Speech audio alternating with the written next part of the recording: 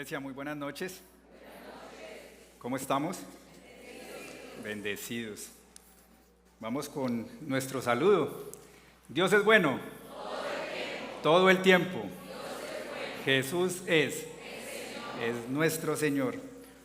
Hoy voy a empezar una serie acerca de el temor a Dios.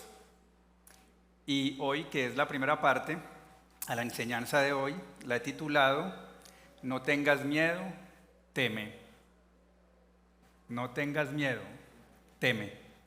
Y eso suena como contradictorio, ¿no? El propósito de la enseñanza de hoy es que logremos entender qué significa eso. Y para poder empezar a desarrollar el tema, entonces vamos a empezar mirando qué es la palabra temor. La palabra temor tiene una peculiaridad, y es que, como muchas otras palabras, es una palabra que se escribe de la misma forma, pero tiene significados diferentes. Se escribe de la misma forma con significados diferentes.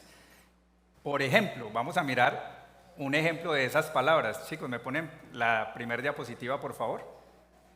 Esto en literatura es llamado palabras homógrafas, que se escriben lo mismo, pero tienen significados diferentes. Vino, vino de bebida. Los europeos disfrutan en cada cena tomarse una buena copa de vino, vino de bebida. O también vino de venir, de mi amigo que vive en Europa vino a visitarme. Otra, cerca. Cerca de, puedo decir que Sandra está cerca de Jennifer. Y también cerca de una barra que divide la propiedad de alguien, una cerca. Y otra, libra. Puedo hablar de libra de peso y puedo decir que el Evangelio, la sangre de Cristo, nos libra del pecado. Entonces, uno de libertad y uno de peso. Pues asimismo es la palabra temor. La palabra temor es una palabra que tiene dos significados diferentes. El primer significado de la palabra temor es miedo, terror. Tiene una raíz en griego que es phobos y que de ahí viene fobia. Entonces, temor significa miedo. Uno de los significados de temor es miedo. Tiene susto, le da miedo. Y ese miedo muchas veces incapacita, inhabilita. Ese miedo frena. Ese miedo nace de no estar cercanos a Dios, de no estar en Cristo. Entonces la gente empieza a temer y todos los días teme y constantemente la gente está temiendo, entonces temen perder su trabajo. Y por temor a perder su trabajo, porque sus esperanzas están puestas en el trabajo, entonces hacen un mundo de cosas probablemente que no deberían hacer, pero que en el trabajo le exigen, porque tienen temor de miedo. O muchas parejas temen a que el uno le sea infiel al otro. Entonces hay hombres que temen que su esposa le sea infiel. O hay mujeres que temen que su esposo las deje. Sienten temor. O tienen temor a emprender un negocio. Tienen temor a volverse a enamorar porque resulta que me fue muy mal con la persona con la que estaba antes, entonces tengo temor de enamorarme nuevamente. Ese temor que se da producto de estar alejado de Dios. Ese temor inhabilita, incapacita. Temor de susto. Y el otro significado de la palabra temor es este. Este temor tiene la raíz. El otro lo vimos en griego y era phobos, de fobia. Y este temor tiene la raíz en hebreo, que es la palabra yaré, y significa venerar, reverenciar, rendir honor. También significa temor reverente y santo que advierte, previene y preserva del peligro. Voy a repetir esta. Temor, significado de la palabra temor. Temor reverente y santo que advierte, previene y preserva del peligro. También significa admiración, sumisión y obediencia. Respetar en sumo grado a alguien por su santidad o sus grandes virtudes. Entonces acá podemos ver cómo esta palabra tiene dos significados, se escribe lo mismo, pero ¿qué es lo que nos va a dar el significado? El contexto en el que está escrita. Cuando nosotros vemos el contexto en que está escrita esa palabra, vamos a poder entender con qué significado nos la están dando. ¿Estamos claros hasta ahí? Entonces, ahora vamos a mirar qué es temor de Jehová. Y vamos a mirar Proverbios 8:13, y nos dice: el temor de Jehová es aborrecer el mal. Ya está. ¿Qué es temor? Temor de Jehová, aborrecer el mal. Entonces tenemos un temor de miedo que nos aleja de Dios, o que es estar alejado de Dios, y tenemos un temor reverente. Ese temor reverente es del que hablamos cuando nosotros en la palabra encontramos temor, temor, temor. Bueno, en la palabra Dios nos dice constantemente: no temas, no temas de miedo, no temas, yo estoy contigo. No temas, yo soy tu Dios que te guarda, siempre te sostendré, siempre te sustentaré, promesas. Aunque tu padre y tu madre te dejaren, yo estaré contigo. No temas, no temas, no temas. Confía en mí, descansa en mí. Y nosotros, ¿qué buscamos? ¿Qué deberíamos buscar? Tener un temor reverente a Dios, de admiración, de obediencia. Y la palabra nos dice en Proverbios 8:13, el temor de Jehová es aborrecer el mal. ¿Eso qué me está diciendo? Eso me dice que si yo siento temor de Jehová, debo aborrecer el mal. O sea que cuando yo aborrezco el mal, estoy siendo temeroso de Dios. Es por eso que la palabra nos dice que el temor a Dios es el principio de la sabiduría. ¿Qué quiere decir eso? El principio de la sabiduría es el temor de Dios. O sea, temor de Dios, aborrecer el mal.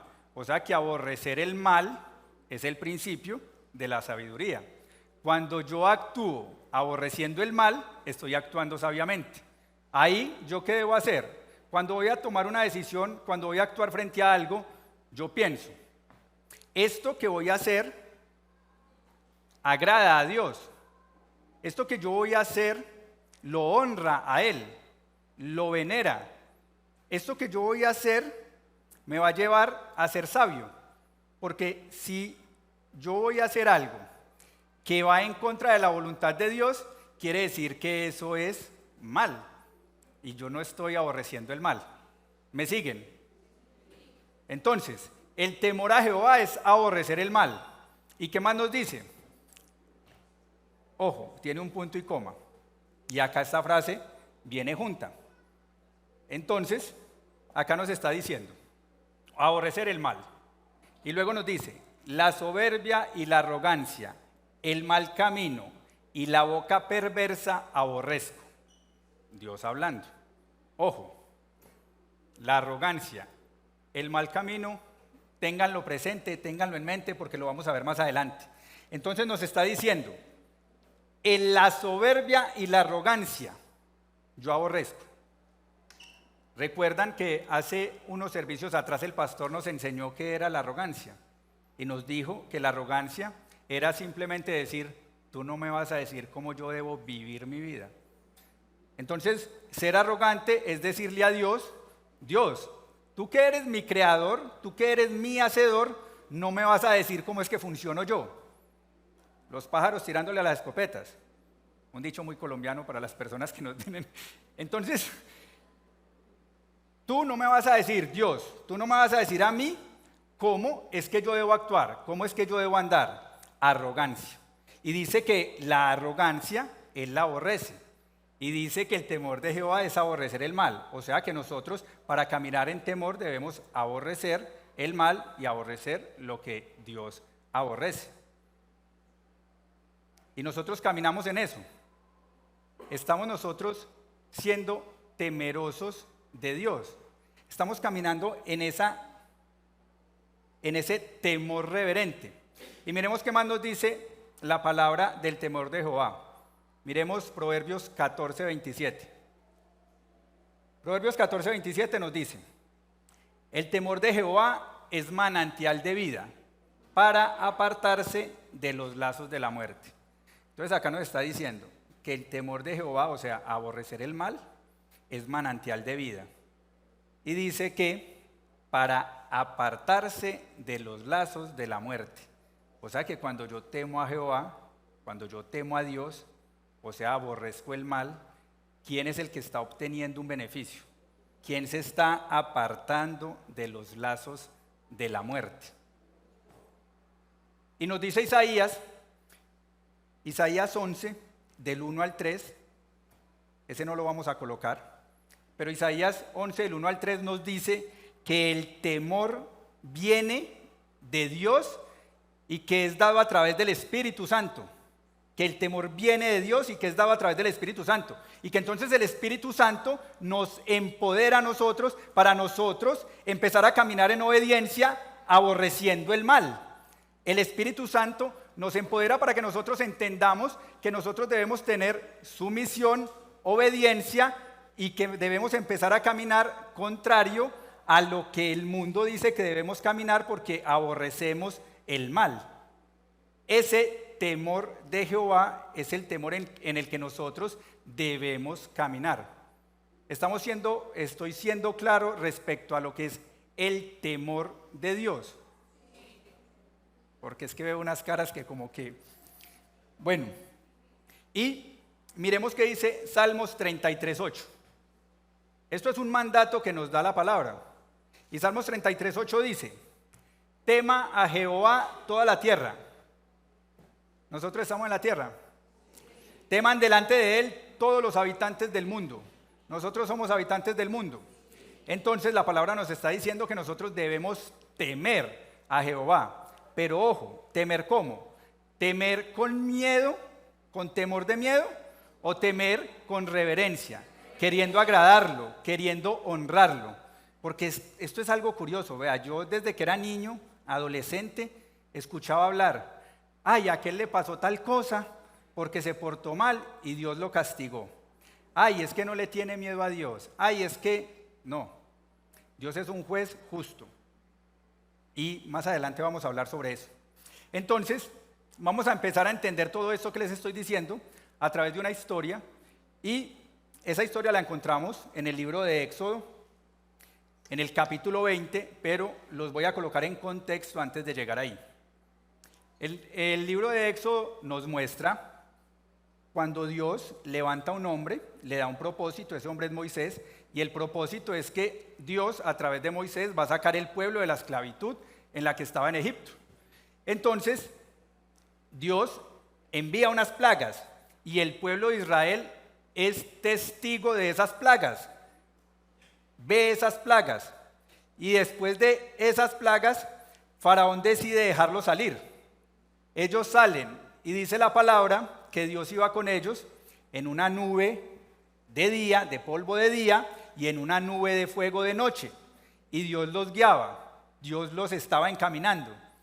Y dice la palabra que Faraón empieza a perseguirlos nuevamente y Dios, a través de Moisés, abre el mar y ellos pasan en seco. Y ellos son testigos de ese acontecimiento. O sea, ellos están viendo la majestuosidad de Dios, están viendo el poder de Dios, son testigos de todo lo que Dios puede hacer. Pasan el desierto, caminan, ¡ay, tenemos hambre! Dios les manda maná, ellos son testigos de eso, o sea, ellos están conociendo a Dios. Y luego, tenemos sed, entonces Dios le dice a Moisés que toque la roca y saca agua, y ellos beben agua. Y luego, ellos han sido testigos de todo eso. Entonces, luego Dios le dice a Moisés: dile al pueblo que se reúna, que voy a descender sobre el monte y les voy a hablar. A ellos directamente les voy a hablar. Y ahí empieza la historia. Éxodo 20, vamos de los versículos 18 al 20. Entonces, Éxodo 20, 18 nos dice: Dios, la presencia de Dios está en el monte. Entonces es un espectáculo total. Están en un espectáculo nunca antes visto. Y dice, ante ese espectáculo de truenos y relámpagos, de sonidos de trompeta y de la montaña envuelta en humo, los israelitas temblaban de miedo y se mantenían a distancia. Y yo me pregunto, ¿por qué estaban temblando de miedo? Eso es un miedo de temor, un temor de miedo, un miedo de temor. ¿Por qué? No conocían a Dios, no habían visto que todas las cosas que Dios estaba haciendo era para favorecerlos a ellos, para cuidarlos a ellos, para protegerlos a ellos. O sea que ellos ya venían conociendo que la voluntad de Dios para con ellos era buena. Pero ante ese espectáculo ellos temblaban de miedo. ¿Por qué? Porque el miedo nos quiere hacer alejar de Dios. Y miremos lo que dice el 19. Así que le suplicaron a Moisés, háblanos tú y te escucharemos. Si Dios nos habla, seguramente moriremos.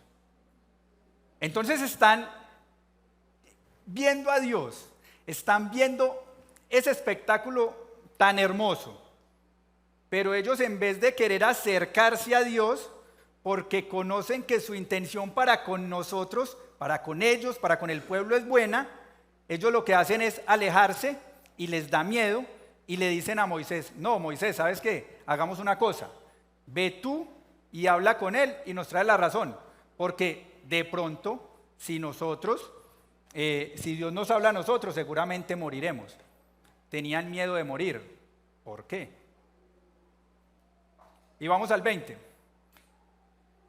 Y en el 20, Moisés, escuchen lo que les contesta.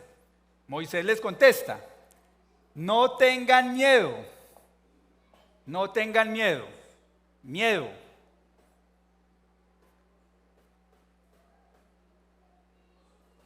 Temor, no tengan miedo, les respondió Moisés. Dios ha venido a ponerlos a prueba. ¿Para qué? Tiene un propósito. Para que sientan temor de Él, ojo, y no pequen. Temor de reverencia, de honor. Entonces Moisés les dice, no tengan miedo, teman. No tengan miedo, porque el miedo, ¿qué hizo el miedo? No, Moisés, tenemos miedo, alejémonos, habla tú con él. ¿Por qué Moisés se acercó a él y por qué ellos se alejaron? Porque Moisés conocía a Dios. Él tenía una comunión con Dios. Entonces, cuando nosotros tenemos una comunión con Dios, queremos acercarnos a Él ante algo que aparentemente es una dificultad, pero Dios todo lo tiene en control. Pero cuando nosotros tenemos un temor reverente a Él, queremos acercarnos porque lo conocemos. Pero cuando no lo conocemos, entonces nos da miedo y nos alejamos. Entonces ahí es cuando las personas tienen una situación y en vez de venir a Dios, porque Él es la solución a todo, lo que hacen es alejarse de Dios. Entonces tienen una situación, hacen cualquier cosa, sienten culpa y esa culpa los hace alejarse de Dios en vez de hacer que se arrepientan, vengan en arrepentimiento a Dios y arrepintiéndose, Dios los justifica, los recibe y ya empiezan a caminar una vida diferente. Entonces, Moisés les dice, no tengan miedo. Le respondió Moisés, Dios ha venido a ponerlos a prueba para que no sientan temor. Ojo, ¿qué es temor? Aborrecer el mal. Y dice, para que no sientan temor y no pequen. O sea que, ¿qué está diciendo Moisés? Está diciendo, ojo, cuando ustedes aborrecen el mal, no pecan. Ustedes aborrecen el mal y no pecan. Moisés hace una referencia de este acontecimiento en Deuteronomio. Vamos a ir a Deuteronomio para que entendamos qué es ponerlos a prueba, porque nos falta esa parte.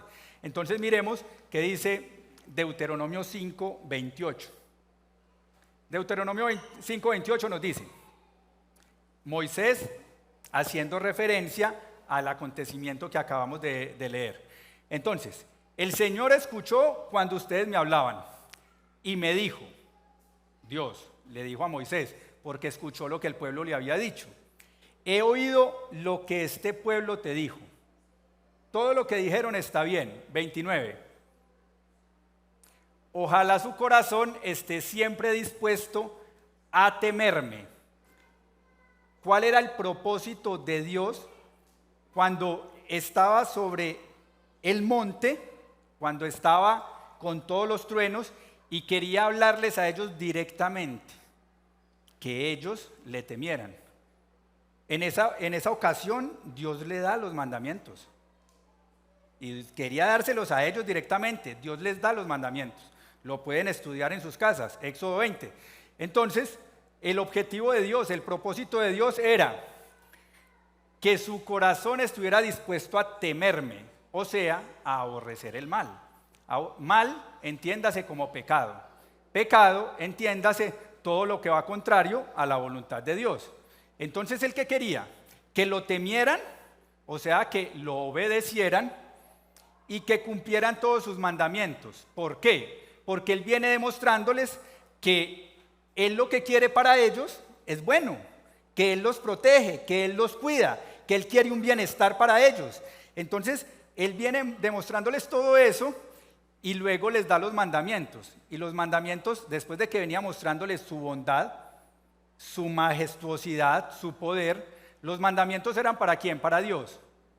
Eran un bienestar para ellos, para que ellos caminaran en sus caminos. Les dije que íbamos a utilizar esa palabra camino. Entonces Él dice, y cumplir todos mis mandamientos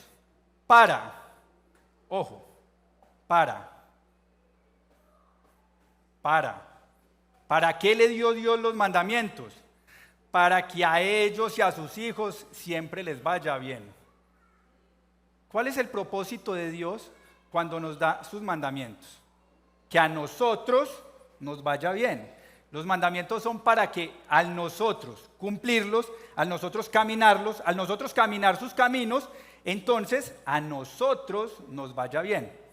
Entonces, volvamos a Éxodo 20:20 y vamos a mirar tres cosas acá. Él les dice, no tengan miedo, primero, de terror. No tengan miedo, este miedo. Les dice, Dios ha venido a ponerlos a prueba, o sea, para que obedecieran sus mandamientos. Y les dice que sientan temor, o sea, honor, reverencia, aborrecer el mal.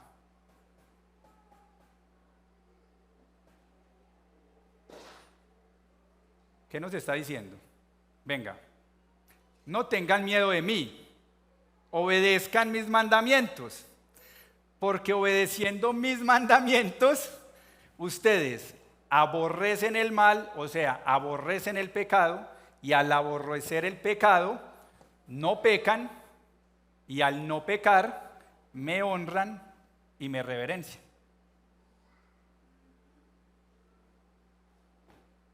¿Fue claro? Entonces, ¿Dios qué está diciendo? No tengan miedo, teman. No tengan miedo, teman. Y ahora yo quiero traer esto. Me voy a venir en el tiempo y quiero traer esto a la iglesia actual. Y quiero que hagamos un paralelo entre estos tres puntos.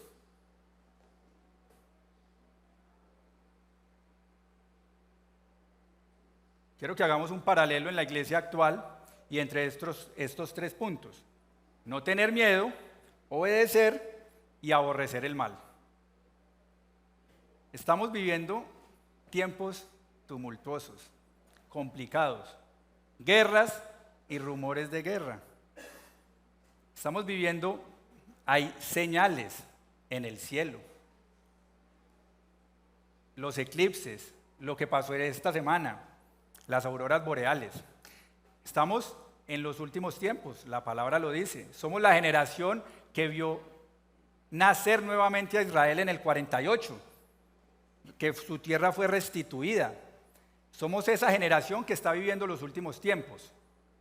Pero la iglesia, la mayoría de la iglesia, porque no puedo decir toda, palabra pura no, pero la mayoría de la iglesia no está caminando con un temor de Dios. La mayoría de la iglesia está actuando como si no temieran a Dios. Entonces uno ve cosas impresionantes. Uno ve que hay una iglesia que dice que es cristiana, pero tienen un pastor travestista, así se dice. Tienen una iglesia que dice ser cristiana y entonces aprueban el matrimonio entre dos personas del mismo sexo.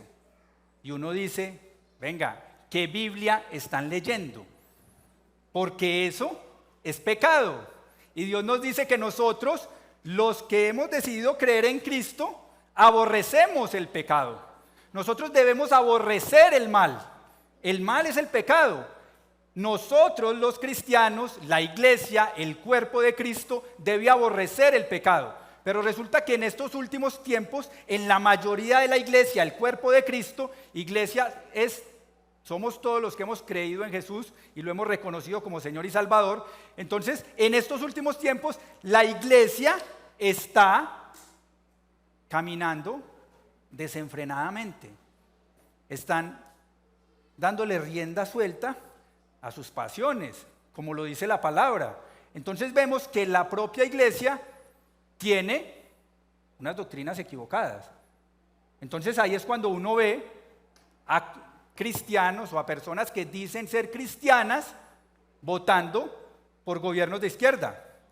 Entonces es ahí cuando uno ve a personas que dicen ser cristianas votando, por ejemplo, en este país por Petro. Y cuando eso se dice desde un púlpito, salen enojados y dicen que es que la política y la religión no se mezclan. Y déjenme decirles algo, resulta que en estos últimos tiempos las montañas, las 7 montañas de la sociedad están supremamente permeadas por el mal. Es que se nos vino el mal de frente. Entonces todas las montañas de la sociedad permeadas por esa maldad, por ese pecado.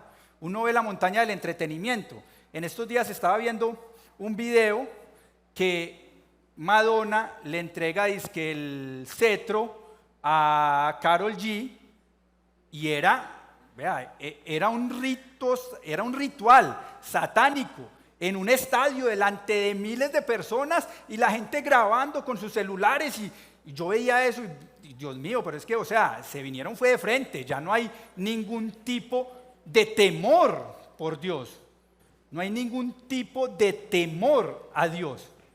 Y eso en la montaña del entretenimiento.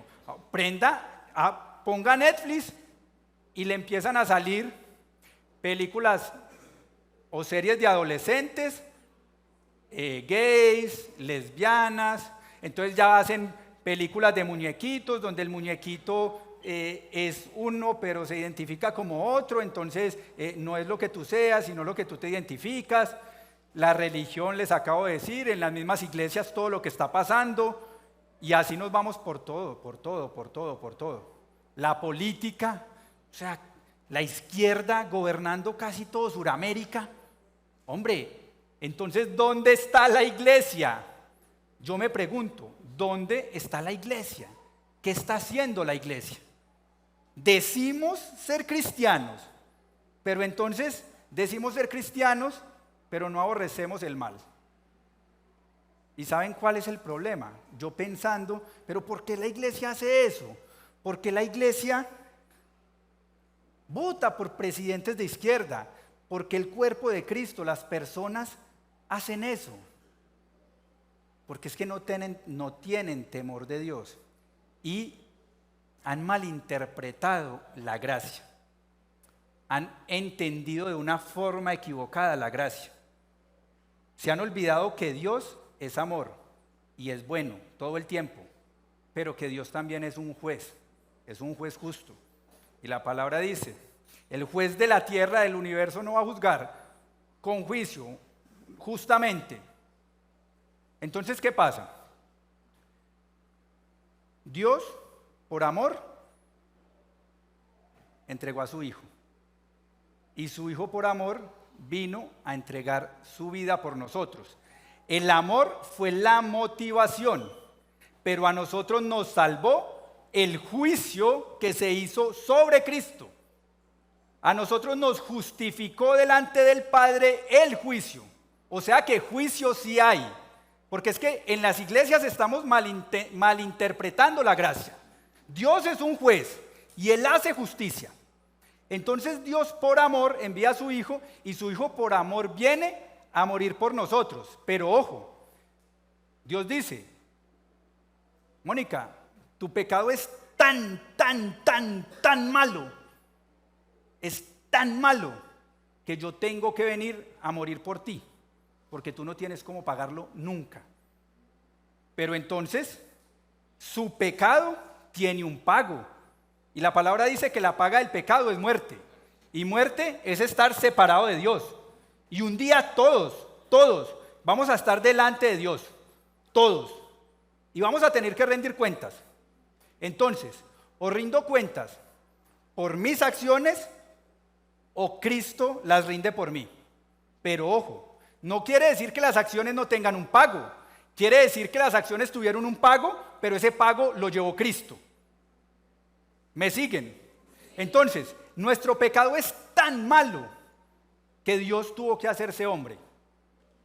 ¿Por qué? Porque el pecado de Aura, el pecado de todos los que estamos aquí, el pecado de toda la humanidad, era tan malo que todos tenemos que estar muertos. Entonces yo, Nissenhauer, tuve pecados tan malos, tengo pecados tan malos, que voy al juicio y sentencia, muerte. Nissen, muerto. Ya está. Pero resulta que viene Jesús y me dice, tu pecado es tan malo, Nissen, que yo voy a pagar por él. Quiere decir que el pecado sí tiene paga. El pecado sí tiene paga. Al pecado se le hace juicio, porque Dios es un juez. Solo que ese juicio, cuando yo decido creer en Jesús, Jesús va a la cruz y muere por mí, muere en mi lugar. Entonces, al él morir en mi lugar, me justifica. Entonces, lo que yo debía pagar, ya lo pagó él. Y dice que él no tenía pecado, pero Dios por nosotros lo hizo pecado. Entonces, él coge mi pecado y va a la cruz. Ojo, el punto que les estoy queriendo dar es el siguiente. El pecado sí tiene un juicio. Ojo, el pecado sí tiene un juicio. Lo que pasa es que Jesús lo pagó por nosotros. Entonces, ¿qué está pasando en las iglesias? En las iglesias está pasando lo siguiente. Que a la gente le dicen, primer punto, no tengan miedo. No tengan miedo de Dios porque Jesús ya pagó por ustedes. Entonces, ustedes están justificados en Cristo. Y la gente empieza a caminar. Ah, chévere, muy bien. Jesús ya pagó por mí. Yo ya estoy justificado. Estoy limpio del pecado. Estoy libre del pecado. Entonces suben en los púlpitos a travestistas a predicar.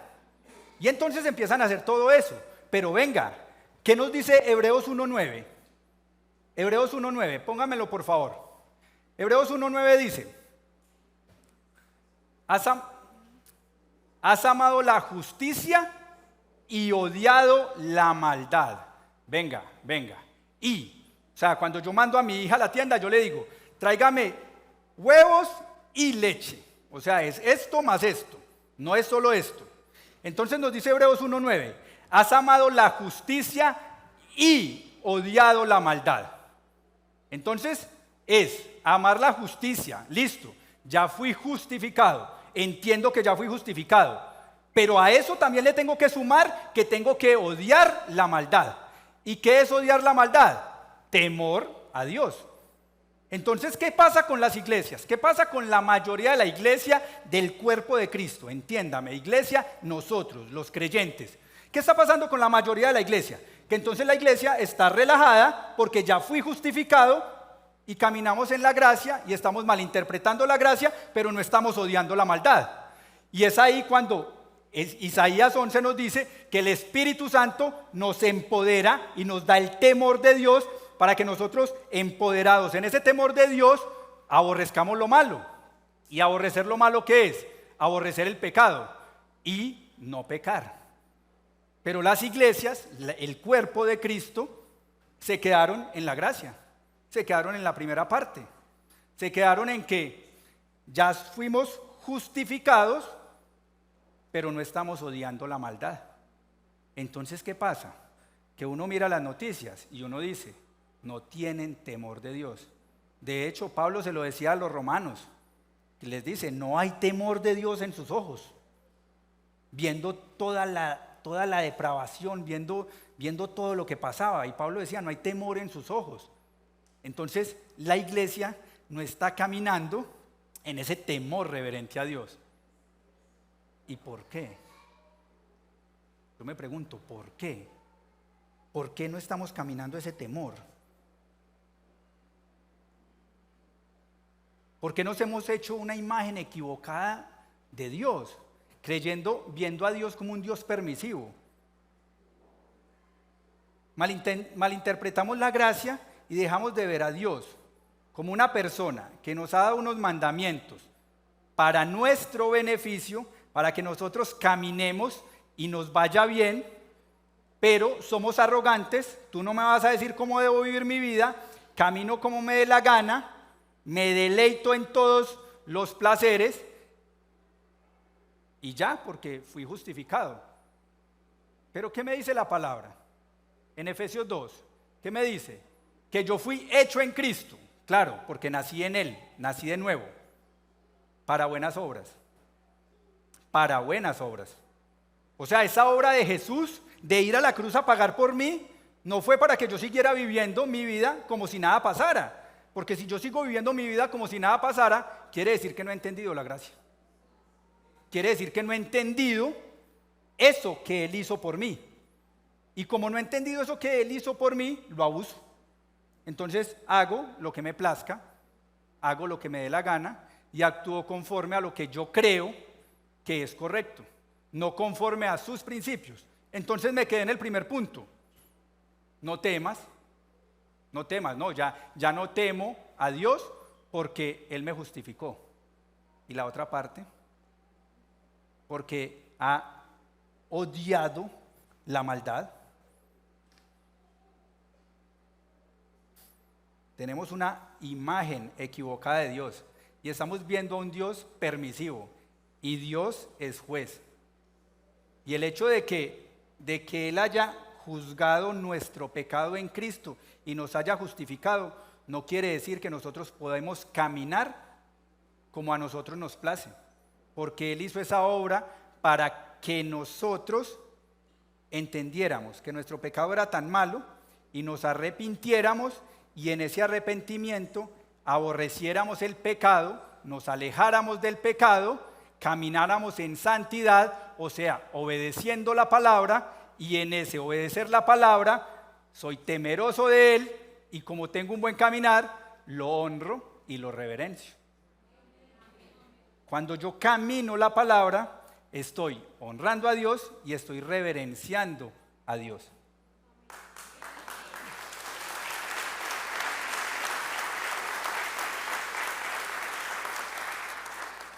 Entonces, yo me pregunto, ¿y por qué querer honrar a Dios? ¿Por qué querer agradarlo? ¿Por qué querer hacer eso? Pues fácil, yo quiero agradarlo porque he entendido que Él me justificó, que Él fue a la cruz y que pagó el precio por mí, que Él me compró con su sangre. Y que como Él me compró y a través de esa sangre me justificó, al Él comprarme, yo le pertenezco a Él. Y Él es mi Señor. y como Él es mi Señor, entonces yo hago lo que Él me dice que yo debo hacer, porque Él me ha demostrado que lo que Él quiere que yo haga es bueno para mí. Entonces, cuando yo logro entender la gracia, cuando yo logro entender que yo debo honrarlo y que yo quiero honrarlo, que yo quiero agradarlo, que yo quiero reverenciarlo, cuando yo logro entender que yo lo quiero reverenciar porque Él pagó por mí, entonces ahora yo camino en la verdad, yo camino la palabra y yo camino en buenas obras, porque Él nos justificó para buenas obras. Miremos qué dice Primera de Pedro. Primera de Pedro 4, 3, 5. Pues ya basta con el tiempo que han desperdiciado haciendo lo que agrada a los incrédulos, entregados al desenfreno, a las pasiones, a las borracheras, a las orgías, a las parrandas y a las idolatrías abominables. 4.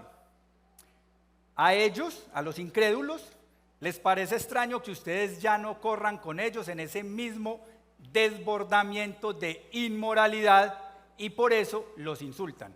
¿Les ha pasado? Porque al que no le ha pasado, todavía no está caminando la palabra. Porque al que no le ha pasado, todavía está temiéndole, con miedo de temor, al hombre y no temiéndole a Dios. Y el temor de Dios me empodera para no temer al hombre. Y al que no le haya pasado eso, es porque todavía no está caminando conforme a los principios de la palabra. Porque todavía no está obedeciendo los mandatos, porque todavía no está honrando a Dios. Y miremos el versículo que sigue. Pero ellos tendrán que rendirle cuentas a aquel que está preparado para juzgar a los vivos y a los muertos. Venga, esto no es un juego. Esto no es un juego. La gracia de Dios no puede ser abusada.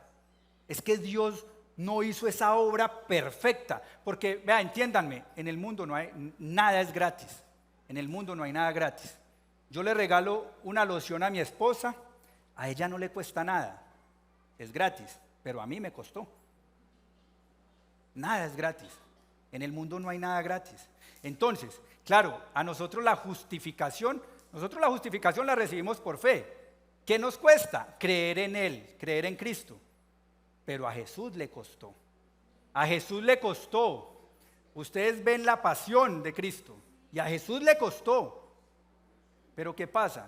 Que es que nosotros, como no entendemos la gracia, entonces no la valoramos. Y como no la valoramos, no le damos el peso, no le damos la honra que eso merece.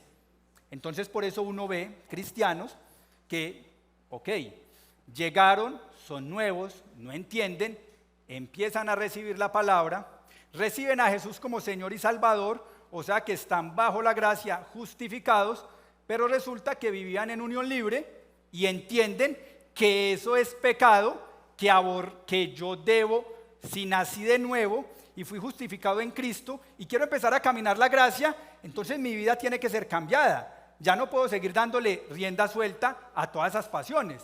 Entonces, ¿qué debo hacer? Tomar acción y casarme, porque estoy caminando en pecado. ¿Y yo qué debo hacer? Aborrecer el mal, aborrecer el pecado. Entonces uno ve personas y que siempre desde este púlpito el mismo cuento, supremamente repetitivo, pero ¿qué hacemos pues Ian Papaya? Pero siguen caminando en unión libre, siguen viviendo en unión libre y pasan 6 meses y pasa un año y uno los ve que siguen igual y que siguen igual y venga, entonces, ¿Dios para cuándo? ¿Quién es la autoridad máxima en su vida? ¿El mundo o Dios? Y así me puedo ir con lo de siempre, y así me puedo ir con deudas, y así me puedo ir con lo que sea. Entonces, un joven, una joven, que la invitan a la casa de un joven porque está solo, porque no están sus papás, entonces ella dice, venga, esto que si yo voy allá a esa casa, es que yo no voy a hacer nada. Vamos a vernos una película, vamos a charlar. Entonces, claro, vamos a ver una película, vamos a charlar. ¿Sabe qué debería hacer esa joven? Debería preguntarse, esto que voy a hacer agrada a Dios. Esto que voy a hacer honra a Dios. Porque esto que voy a hacer probablemente, así no haga nada, no dé un buen testimonio de mí.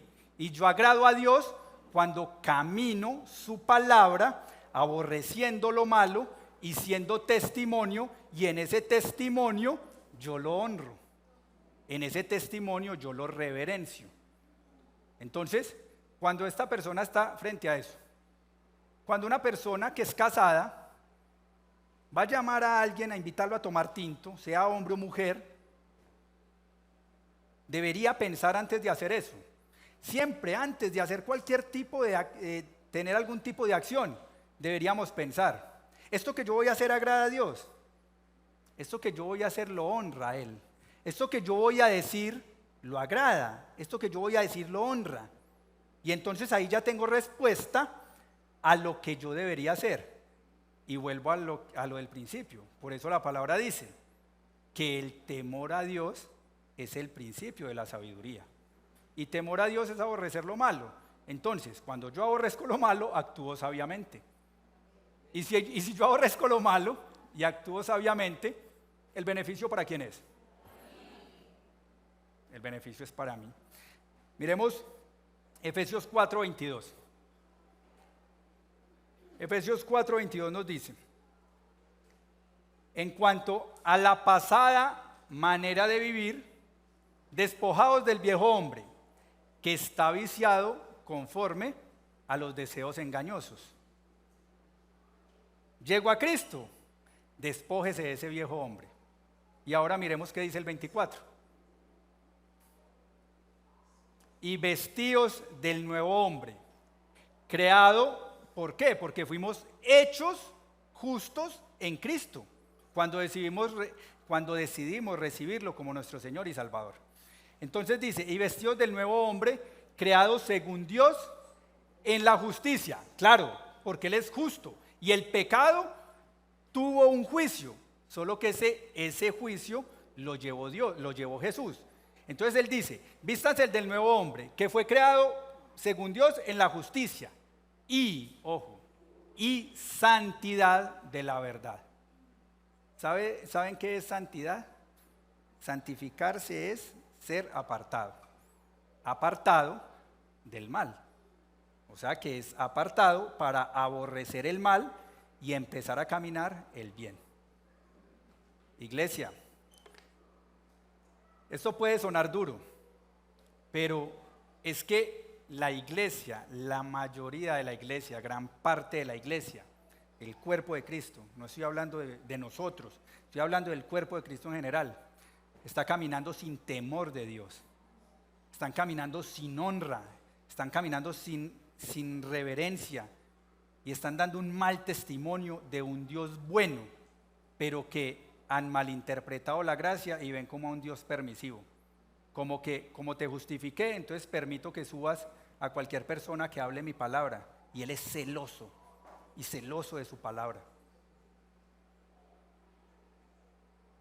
Miremos qué dice Números 14, 22, 23. Acá vamos a concluir la historia que empezamos de Éxodo. Y miren lo que pasa a esta gente que le dijo a Moisés, ve tú y habla con él, nos trae la respuesta, nos trae la razón. Dios les da los mandamientos y adivinen ellos qué hicieron. Pues no los obedecieron. Entonces en Números nos dice que todos los que vieron mi gloria y mis señales que he hecho en Egipto y en el desierto, ellos las habían visto, y me han tentado ya 10 veces y no han oído mi voz, o sea, no lo han obedecido, vamos,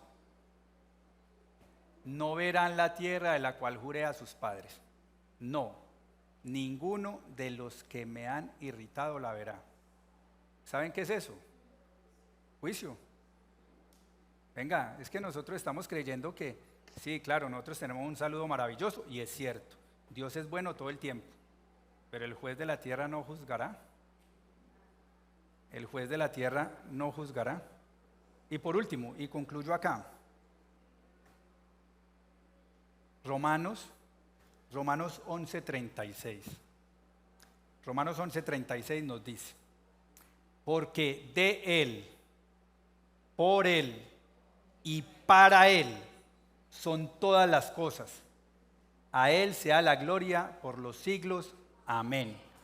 ¿Qué me está diciendo este versículo? Por Él, en Él y para Él fueron creadas todas las cosas. Y nosotros fuimos hechos en Él. Fuimos hechos nuevamente en Él, porque estábamos apartados de Dios desde la caída de Adán. Y en Él fuimos hechos. Y fuimos hechos en Él y para Él.